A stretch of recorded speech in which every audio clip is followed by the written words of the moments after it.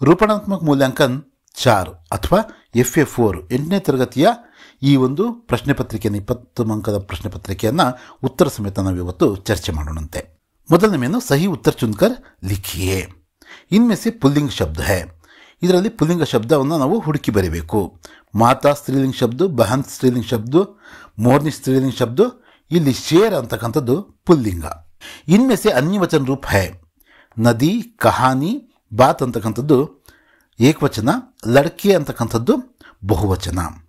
इनमें से प्रथम प्रेरणार्थक क्रियारूप है सुनना, चलना, बोलना ಅಂತಕ್ಕಂಥದ್ದು क्रियारूपಗಳಾದ प्रथम प्रेरणार्थक क्रियारूप पढ़ाना. नेक्स्ट में एक वचन में उत्तर लिखिए.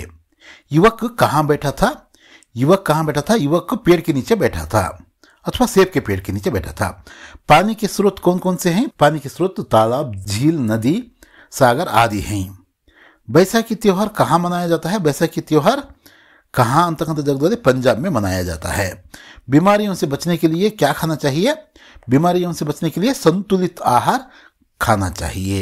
2-3 ವಾಕ್ಯ में उत्तर लिखी ಅಂತ ಕೇಳಿದರೆ ಅದಕ್ಕೆ ನಾವು ಪ್ರಶ್ನೆಗಳನ್ನು ನಾವು ನೋಡೋಣಂತೆ. 2 ಅಂಕದ ಪ್ರಶ್ನೆಗಳಿವು. पेड़ से गिरे सेब को देखकर न्यूटन ने क्या सोचा? चुंबक है धरती हमारी ಆ ಒಂದು ಪಾಠದ ಪ್ರಶ್ನೆ. बादल कैसे बनते हैं? जीवन धात्री वर्षा ಪಾಠದ ಪ್ರಶ್ನೆ. कनी किसे कहते हैं? ಈ ಹಬ್ಬದ ಬಗ್ಗೆ ಭಾರತೀಯ त्योहार ಅಂತಕ್ಕಂಥ ಪಾಠದಿಂದ ಕೇಳಿರ್ತಕ್ಕಂಥ ಪ್ರಶ್ನೆ. ಸಂತುಲಿತ ಆಹಾರ का मतलब क्या है? ಇದು ಸಂತುಲಿತ ಆಹಾರ ಅಂತಕ್ಕಂಥ ಪಾಠದಿಂದನೇ ಕೇಳಿರ್ತಕ್ಕಂಥದ್ದು. ಹಂಗಂದರೆ ಏನು ಅಂತ ಕೇಳಿದರೆ ಅದರ ಅರ್ಥವನ್ನು ನಾವು ಬರಿಬೇಕು.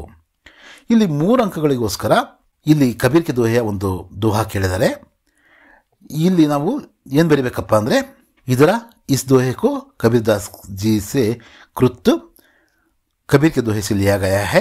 ऐसी बानी बोलिए मन का आप खोए ಅವರನ್ನು ಶೀತಲ್ ಕರೆ ಆಪು ಶೀತಲ್ ಹುವೆ. ನಾವೆಂಥ ಮಾತಾಡಬೇಕಪ್ಪ ಅಂದರೆ ಮನಸ್ಸಿನ ಅಹಂಕಾರವನ್ನು ನಾವು ಬಿಟ್ಟು ಮಾತಾಡಬೇಕು. ನಾವು ಅವು ಕೂಡ ಸಂತೋಷವಾಗಿರಬೇಕು ಮತ್ತು ಅದನ್ನು ಕೇಳಿಸ್ಕೊಂಡರೂ ಕೂಡ ಆ ಸಂತೋಷ ಪಡಬೇಕು. ಹಾಗೆ ಮೃದುವಾಗಿ ಮಧುರವಾಗಿ ಮಾತಾಡಬೇಕು ಅಂತ ಕಬೀರ್ ದಾಸರು ಹೇಳ್ತಾರೆ. ಅದನ್ನೇ ಬರಿಬೇಕು. ಕನ್ನಡ ಯಾ ಅಂಗ್ರೇಜಿ ಮೇ ಅನುವಾದ ಕೀಜಿಯೇ. ಕನ್ನಡ ಅಥವಾ ಇಂಗ್ಲೀಷಲ್ಲಿ ಅನುವಾದ ಮಾಡಿರಿ ಅಂತ ಹೇಳಿದರೆ ನೀವು ಯಾವ ಮೀಡಿಯಮೋ ಆ ಇದರಲ್ಲಿ ಬರಿಬೇಕು. ಈ ಸಭಿ ತ್ಯೋಹಾರ್ ಹರ್ಷ ಉಲ್ಲಾಸ ಸುಖ ಅವರು ಆನಂದಕ್ಕೆ ಪರ್ವ ಹೈ. ಎಲ್ಲ ಹಬ್ಬಗಳು ಹರ್ಷೋಲ್ಲಾಸದ ಸುಖ ಸಮೃದ್ಧಿಯ ಹಬ್ಬಗಳಾಗಿವೆ ಅಂತ ಬರೀಬಹುದು. ಕಬೀರ್ ದಾಸ್ ಏಕ್ ಭಕ್ತ ಕವಿ ಹೈ. ಕಬೀರ್ ದಾಸರು ಓರ್ವ ಭಕ್ತ ಕವಿಗಳು. ಹೀಗೆ ನಾವು ಇದನ್ನು ಬರೆದು ಇದಕ್ಕೆ ಉತ್ತರಗಳನ್ನು ಹೀಗೆ ಬರೀಬಹುದು.